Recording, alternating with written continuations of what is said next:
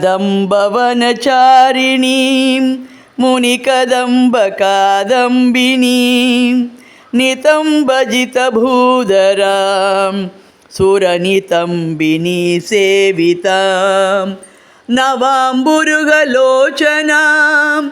अभिनवाम्बुदश्यामलां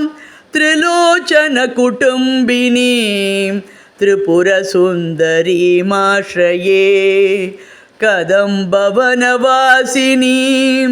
कनकवल्लकीधारिणीं महार्घमणिहारिणीं मुखसमुल्लसद्वारुणीं दयाविभवकारिणीं विशदरोचनाचारिणीं त्रिलोचनकुटुम्बिनीं त्रिपुरसुन्दरीमाश्रये कदम्बवनशालया कुचभरोल्लसन्मालया कुशोपमितशैलया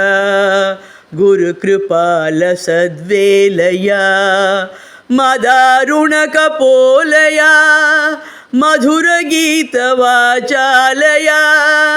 कयापि गणनीलया कवचिता वयं लीलया कदम्बवनमध्यगां कनकमण्डलोपस्थितां षडम्बुरुहवासिनीं सततसिद्धसौदामिनीं विडम्बितजपारुचिं विकचचन्द्रचूडामणिं त्रिलोचनकुटुम्बिनीं त्रिपुरसुन्दरीमाश्रये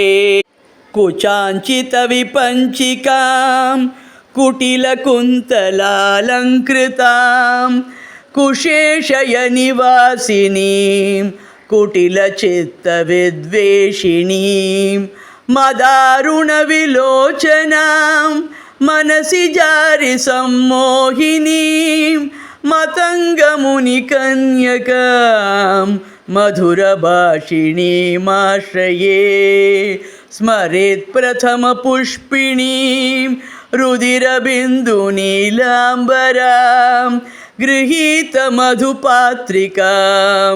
मदविघूर्णनेत्राञ्चलां घनस्तनभरोन्नतां गलितचूलिकां श्यामलां त्रिलोचनकुटुम्बिनीं त्रिपुरसुन्दरीमाश्रये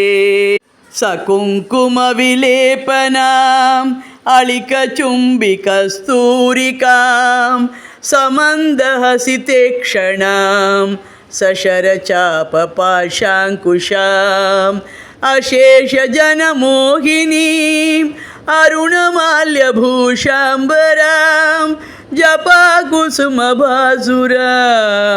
जपविधौ स्मराम्यम्बिकां पुरन्दरपुरन्ध्री